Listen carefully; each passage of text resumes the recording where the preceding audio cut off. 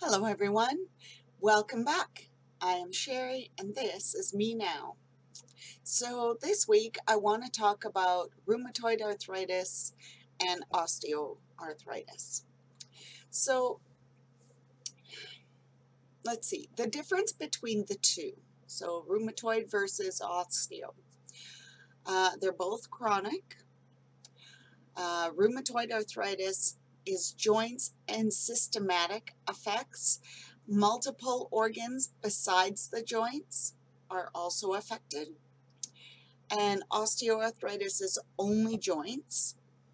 The rheumatoid arthritis is an autoimmune or inflammatory disease, and the osteoarthritis is degenerative or wear and tear. Rheumatoid arthritis has symptom and disease controlling treatments, whereas osteoarthritis only has symptom treatments. What happens in the joint? For rheumatoid arthritis, the joint lining, synovium, is abnormal. Infection-fighting cells start fighting normal tissue in synovium, causing destruction. Osteoarthritis, cartilage is abnormal. The body can't keep up with cartilage repair after microscopic or regular trauma causing destruction. Who gets rheumatoid arthritis? Worldwide, 1% of adults will get it. Currently, 300,000 Canadians have RA. It affects all races, women more than men. So for every 3 women who have it, 1 male will have it. It affects all ages, but generally peaks between 35 and 45 years old. So on x-rays and radiographs, you can sometimes see the difference in damage. Early in the disease, it looks pretty normal. Changes occur when there is damage, then you start to see it. First places to often feel it and get the damage is the hands and the feet. All those little tiny joints, they really take a lot of brute and force. We do a lot of work with them, so they get hit the hardest and they usually get hit first.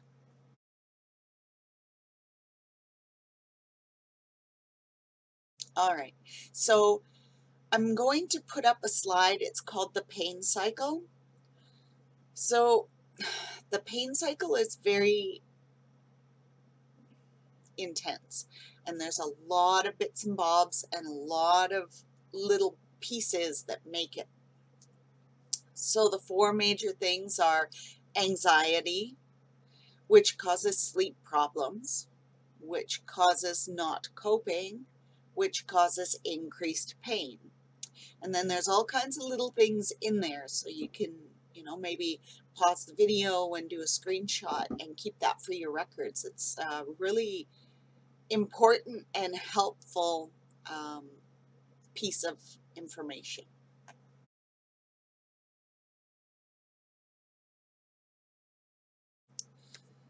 So what does the alarm mean?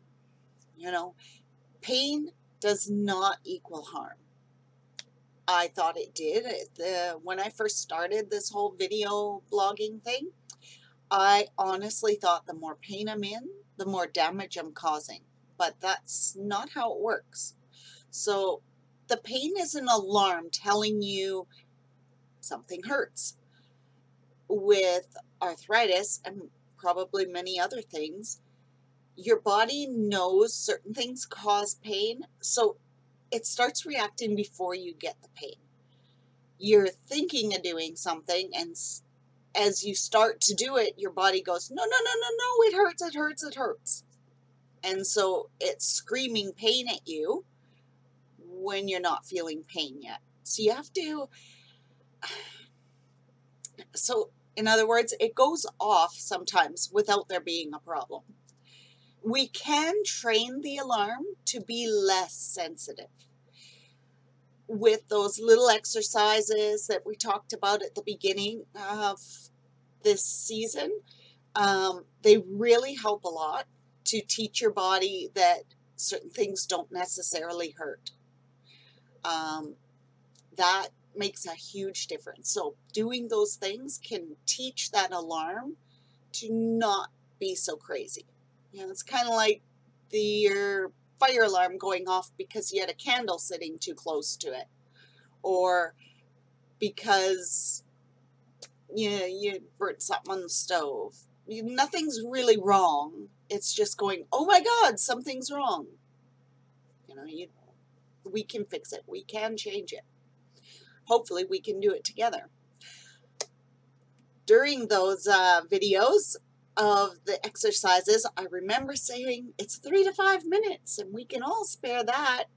Okay, you're not the only one not able to spare those 3 to 5 minutes. I haven't been very good at keeping up on my stretches either. With winter coming, now things are getting quite a bit colder. I'm starting to feel it again. And I really got to get back into spending those 3 to 5 minutes.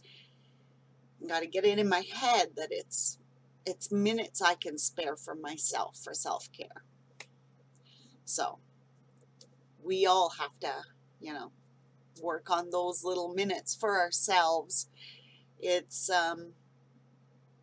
we tend to go, but it can wait, but it can wait, and then eventually we forget about ourselves. Ourselves are very important.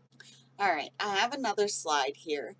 It's the self-care cycle, changing the impact of pain. So this is how we can help change that alarm, okay? And it's got the same idea. It's got some big things that help make it go round to improve things, and then all the little things,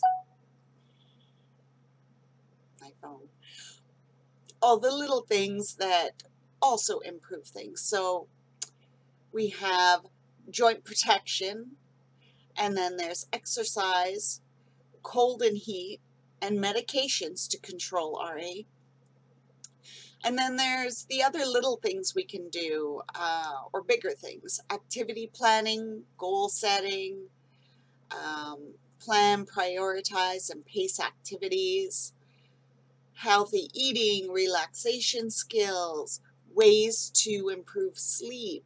And then it's got a bunch more little ones. So do the same with this one. Pause the video, take a little screenshot, and keep this for your records. It's a really helpful little wheel that kind of reminds you of all the little things that you can do to improve that pain alarm so that it's not hitting so hard for things that it shouldn't.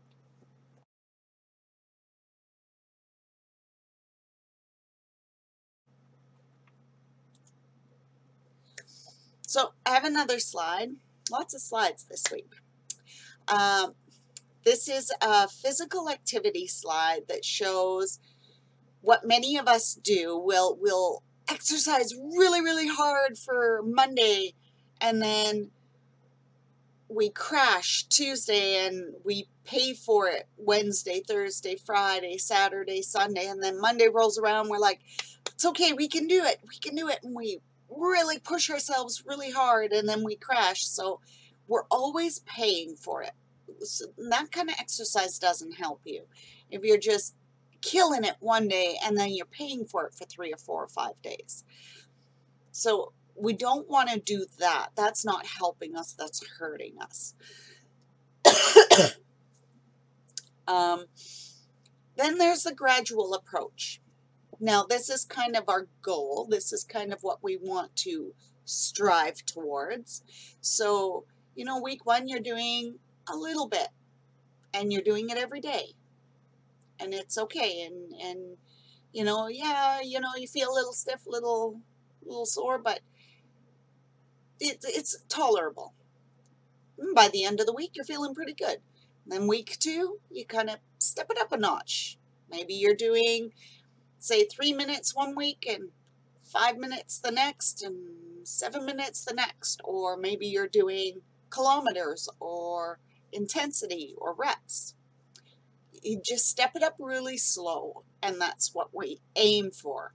Now, of course, we're on the real life scale. That's the big black line, and it's all swirly and squirrely and crazy. But as long as we're trying to follow that gradual approach, we'll still keep climbing up. Even though we maybe go a little too far one day, a little not far enough, but we're trying to keep to that gradual approach. So we're still doing a steady climb of improvement, okay?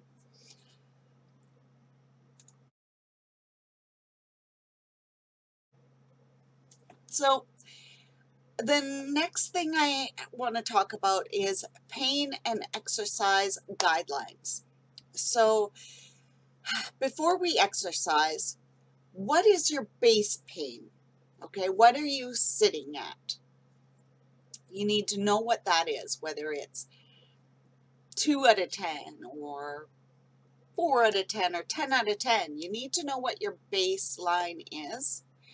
Okay, and then during your exercise, what is your pain going up to? Now, I hope you're not starting at a 10 out of 10. I was for a while. And the exercises, the small ones, actually brought the pain level down.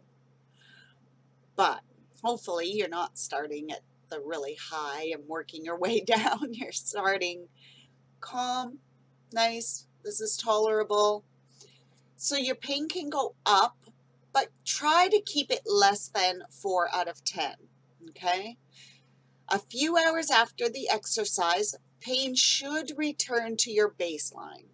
So if you've went up to the 4 out of 10 and you're usually at a 2 out of 10, after a few hours, you should be back at that 2 out of 10. Nighttime should not be worse than usual after you've exercised, okay? The next day, when you wake up, you should be back to your baseline again. That's how you stay on that gradual improvement, okay? So now I have another thing here. I'm going to try to go through it a bit with you. It's a 24-hour pain and activity traffic light. Now I am going to post this up for you because there's no way I can alliterate all this for you.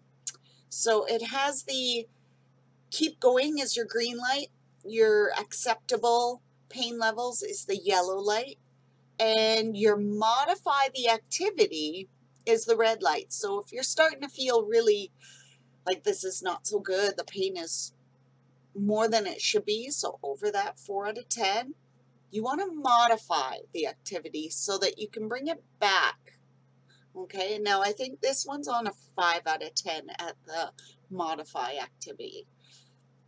So as long as you're 5 out of 10 or less, you're in the acceptable range. But once you go over that, you need to modify it and make it work for you so that you can stay in that yellow category and keep doing the climbing up.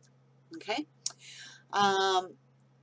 So now I'm going to put this up for you. And once again, pause the video, take a screenshot, save this for your records so that you can look back on it so you can refer to it. It's really helpful.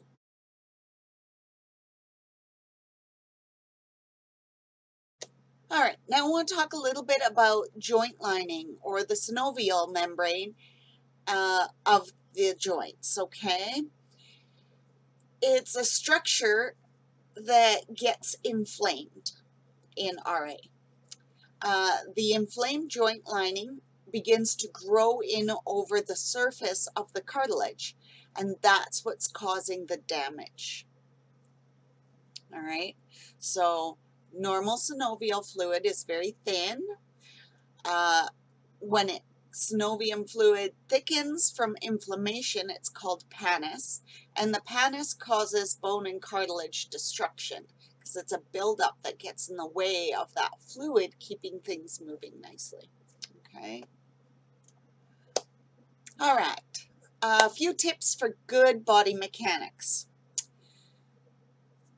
Basic things we're taught every day, and if you have a physically active job.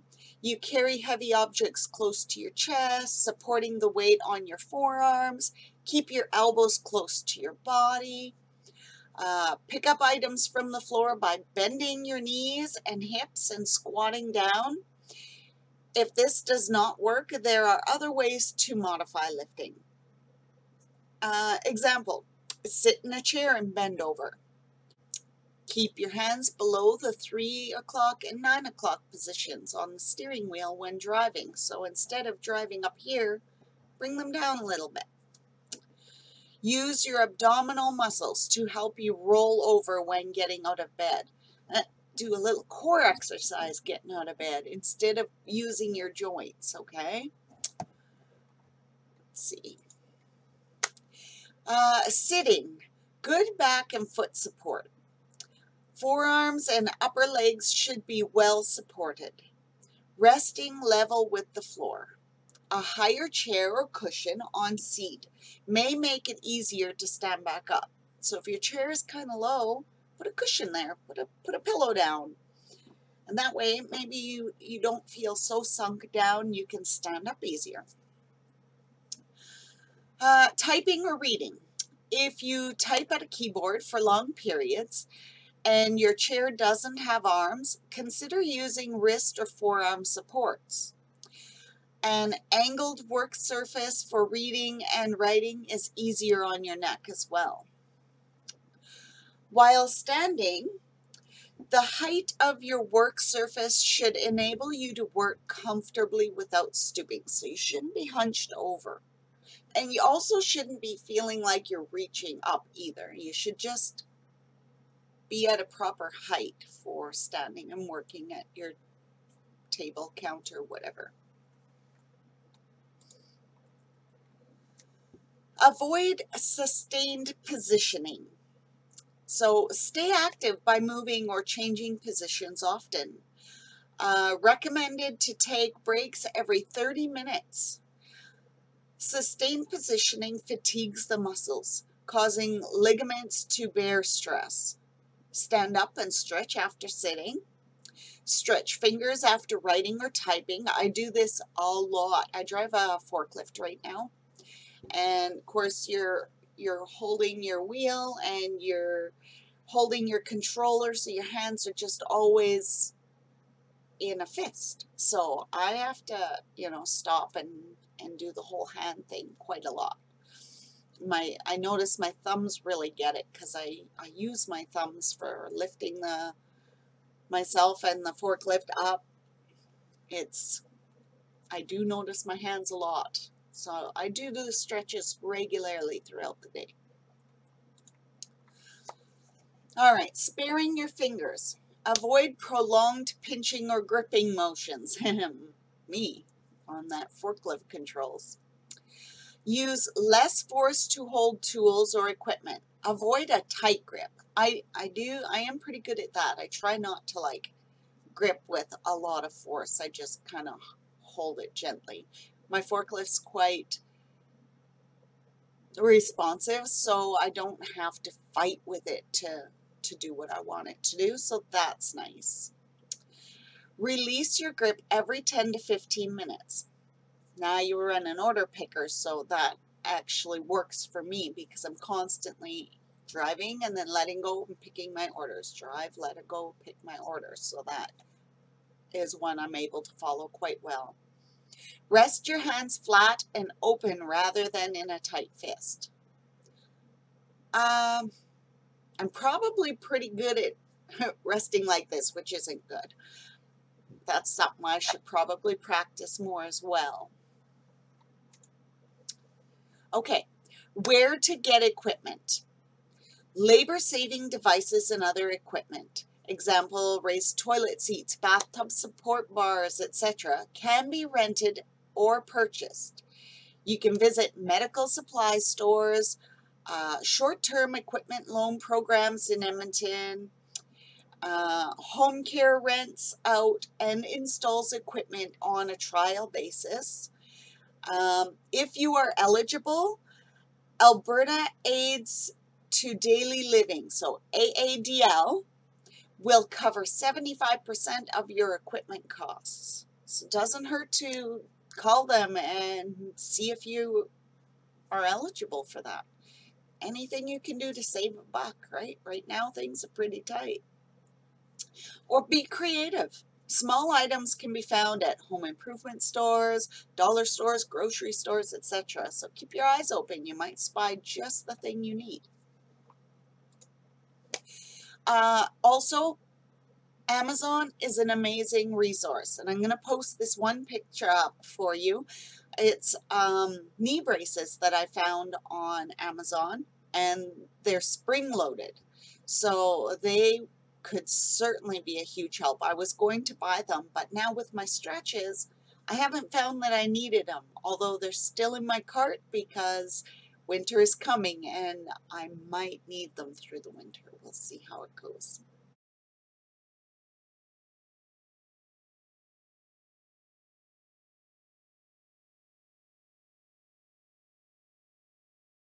Well, that's it for today, everybody. I know it was a long video this time. I just really wanted to get some information out there again. I know my videos have been a little less informative and a little more just crazy my life lately.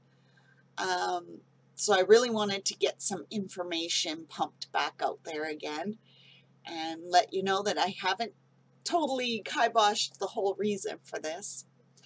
I want you all to have a fantastic week and weekend, and I will see you again next week for our September update. Have a wonderful last week of the month. I am Sherri, on me now, signing off.